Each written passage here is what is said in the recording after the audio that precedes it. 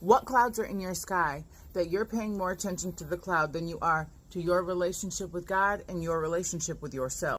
Do not identify with the cloud, because the clouds are always going to bring rain. But what you sow needs that rain so you can reap your harvest. And I'll tell you why.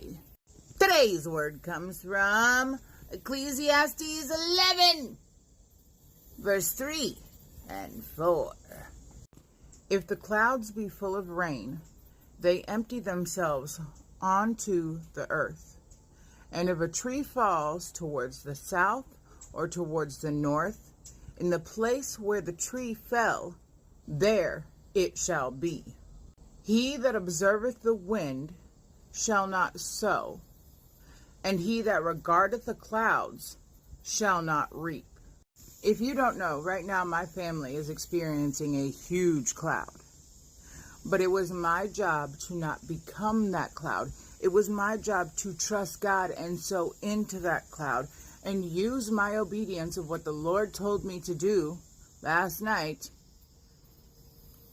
and make that a place for sowing. Making that a place for my faith endurance to grow, for my trust in God to stay and remain the same.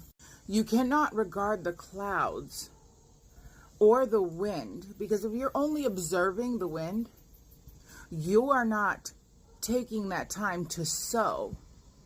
And I don't know if you know anything about crops, but wind carries the seeds that you sow to get them where they need to be planted and rooted. So where are you planting your seeds?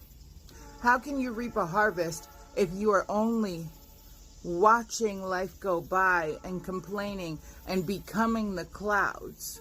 You can't become the cloud. If I became the cloud with everything that's going on in my family, if I became that cloud in my sky, I would have already applied back to my old job. I wouldn't be teaching this lesson. I wouldn't be following the path that God had for me.